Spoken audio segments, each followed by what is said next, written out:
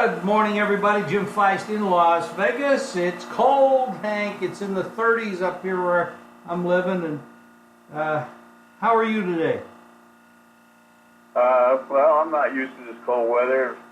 I was out yesterday shopping for groceries with my sister, and we stopped and took a picture of the snow-capped mountains and sent it to our friends back in Miami. Yeah, they're not used to that down there, that's for sure. Oh boy, it's been. I like it though. It feels good. It's been different, man. We've been getting some chilly weather, but it's happened before.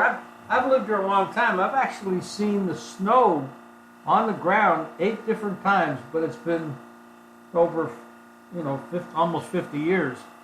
So it doesn't happen often, and usually is gone by the afternoon. It's kind of funny. Well, we had some basketball games last night. I know you had a good night, and we got another big card of basketball tonight. And, of course, we got the NFL games coming up on the weekend, and everybody's kind of excited about a lot of those games. There's a lot of very meaningful games where some teams are in contention, other teams are just there to knock people off and kind of spoil their Christmas. So, any of these games you want to talk about? Well, Gonzaga's playing Washington tonight. So, you've got them stepping into the Pac-12. And Gonzaga's loaded, and it'll be interesting to see what they do against a fairly decent Washington team. But it's always entertaining to watch Gonzaga play. So I think that's the biggest game of today. There's some other good matchups. North Carolina is playing against NC Wilmington. No big deal there. Ohio State, Illinois is a good Big Ten matchup. But the Gonzaga is the biggie. You got in city Philadelphia. A lot of games I'm sorry, let me just finish here. A lot of games with a lot of teams that you probably don't know much about.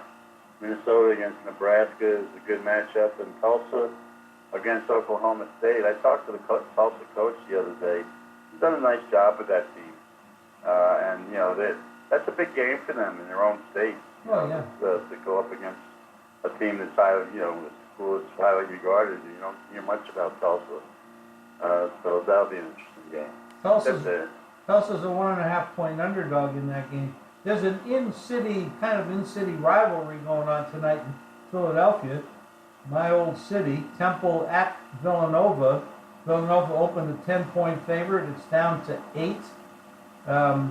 That's a very meaningful game inside what they call the Big Five.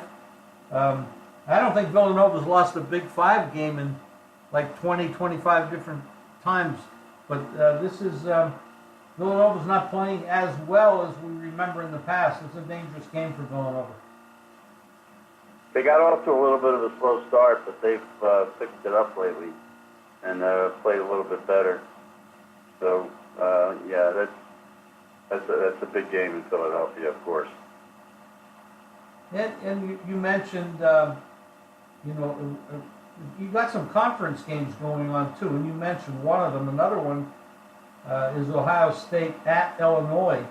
Ohio State's. Yeah, that's the one I mentioned. Oh, I thought you talked about the Nebraska-Minnesota game. That too. Oh, they're both in there. They're both. Yeah. Anytime you get these rivalries in division or in conference, they're big games, and sometimes that's huge game. Very important. Towson, like you mentioned, some teams you don't ever hear about. Towson's playing George Washington, and nobody knows anything about these teams. But look out for a team like Towson; they can play. Yep. So you get.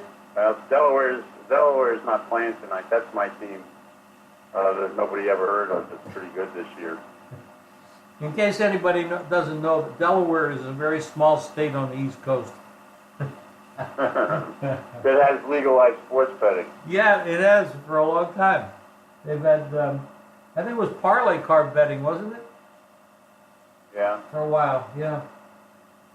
the very exciting. The NBA, of course, is the NBA. It's you never know what you're going to get there, but it's you pick and poke, and you can have a winning record. But I don't advocate anybody going out there and trying to beat every game. And of unless course, you're betting on, unless you're playing the Clippers, who are still winning big, and if you look at the standings, you're going to find a shock there because the Clippers are in first place. Wow. And they were 1-point favorite. They opened a 1-point favorite at Memphis tonight, and they're now a 2-point dog. So there's been 2.5 now. There's been a lot of money coming in on Memphis tonight in that game. Doc Rivers has done a tremendous job with that team, and they're well balanced, and they got some terrific players, and they play a real team game, and they're tough to beat. Yeah, that's good information. So people keep your eye on money-making opportunities like that. The NFL, we're coming down to it. What is this, week 14 coming up now? Yeah, I think it's week 14. We have a game tomorrow night with Jacksonville at Tennessee. Jacksonville shut out the Colts the other day. Jacksonville on the season is 4-8, and they're playing at Tennessee, who's 6-6. And right now, Tennessee's a 4-point favorite with a very low total of 37.5. Jacksonville scored 6 points last week. They gave up 0, which is, that doesn't happen very often in the NFL. And that was against Andrew Luck. Interesting matchup there. Jacksonville got. Well, they changed quarterbacks, and basically they were shut out in that game. They didn't score a touchdown. They scored 2 field goals, and their quarterback was horrible. They're getting Fournette back for this game. But Tennessee has beaten them, I think, 3 times in a row, even with last year when Jacksonville was pretty good. They've always struggled there. And Tennessee right now, Mariota's playing well. Their defense is strong, and they are at home. And teams, as we've said before, that have to travel on Thursdays have not done too well. That is true. It's not a very long trip for Jacksonville, but they still have to travel. That's true. On Sunday, we've got some matchups. You got Baltimore, who's been running the ball with Lamar Jackson and playing good defense. They played Atlanta, and Atlanta's really been disappointing this year for the Atlanta followers. But Baltimore's been running the ball and playing good defense. And I guess Kansas City gave up over 400 yards in offense, most of it on the ground, against the Raiders last week, and gave up 30 points against the Raiders last week. And Kansas City is 1-5-1 their last 7 games against the number. And Baltimore's defense going against Kansas City's offense without Hunt could be interesting. So Baltimore has a very good defense, and that's helped them a lot in this little 4-game run that they're on. So that number might be a little bit inflated. You got Kansas City opened in the game 8-point favorite. It's down to 6.5. So it's quite a bit of a favoritism towards Baltimore in this spot. You got a couple factors, and I think Hank just pointed those out, and the reason why. But that's a big move. You crossed a big number there with 7, so it's down to 6.5. So there's been quite a bit of money coming in on Baltimore. The Indianapolis Colts, who are the team I talked about with Andrew Luck, got shut out last week at Tennessee, or at Jacksonville, excuse me. They are playing against the red-hot Houston Texans, who have won 9 in a row. This team is 9-3. They started the season out 0-3, and they've won 9 straight games. very interesting matchup because they got a good pass rush, there's strong defense, they've got a very dynamic offense, and the Colts are coming in there, and the game opened Houston 4, and it's up to 4.5 or 5 right now. So there's money coming in on the team that's won 9 in a row there, Hank. Well, my favorite kicker on the NFL channel, Schrager, likes Indianapolis because they need the game. Houston doesn't need the game. I mean, you're at a time of the year where, you're playing for all kinds of advantages going forward. And Indianapolis was, I thought, shockingly lousy last week, where they were shut out by Jacksonville, a team that had lost how many games in a row? Broke their losing streak against Indianapolis. And Luck, who had, 3 touchdown passes in every game, something like 8 games in a row. So had no explanation for it when he was asked about it after the game. And now they're going up against a defense that's just as good as Jacksonville's, if not better. And they're going to have a pass rush on him. And they've got an excellent secondary. And right now, Houston is playing probably as well as anybody. And I mean that. They've got a running game. Their quarterback is playing well. They've got good receivers. And, they've got, we knocked their coach early in the season, but they've really put that team together. Grinnell is an excellent defensive coach. And there's no reason why they shouldn't shut Indianapolis down. This was a game, remember, where they went up to Indianapolis and the coach for Indianapolis decided to go for a 4th down, and they wound up getting beat. So, but they played them, evenly on the Indianapolis home field, basically. So, Houston's good. They're playing very well right now, and they've got a lot to play for too. Yeah, that's absolutely true. We'll go to the next game. Carolina, who has been a huge disappointment. Cam Newton has been a huge disappointment. This game against Cleveland, they're playing in Cleveland where the weather is going to be cold and it's probably going to be windy on Lake Erie. The Carolina Panthers opened pick'em and they're up to a 2-point favorite at Cleveland. That move doesn't make any sense to me, Hank. I don't know if you agree or disagree, but Carolina's not been playing they've lost 4 games in a row. They fired their 2 defensive coaches, so the head coach is taking over the defense now. This is another case where, the head coach is throwing assistants under the bus. But they haven't stopped anybody. They can't stop anybody in the second half of games, and that's how they've been losing. And then Cam throws 4 picks last week against Tampa. That's inexcusable. And Cleveland's got a decent defense. And that quarterback, while he lost last week, he really improved in the second half against Houston. But Houston pretty much confused him through much of the game. I don't see Carolina's defense coming up with anything that's going to shut him down. And Olsen, the tight end for Carolina, is hurt again. That doesn't help their offense. Yeah, he's out for the season. That's going to be a big loss. But Carolina is probably out of it. Interesting line move, though. I don't understand the line move. But here's a big game. 2 teams that you would probably just say at the beginning of the year, this is going to be a great matchup. But right now, these 2 teams are absolutely terrible. Atlanta and Green Bay. In Green Bay, of course, where it's going to be cold. It's always cold there. And Green Bay is a 6-point favorite there, 5.5 in some spots. Actually, 5.5 is more profound now. These 2 teams have been amazingly disappointing this year. Well, Joe Philbin's coaching Green Bay now. I was in Miami when he coached Miami and was no great shakes there as the head coach. And Atlanta has just been terrible on the road and not so great at home.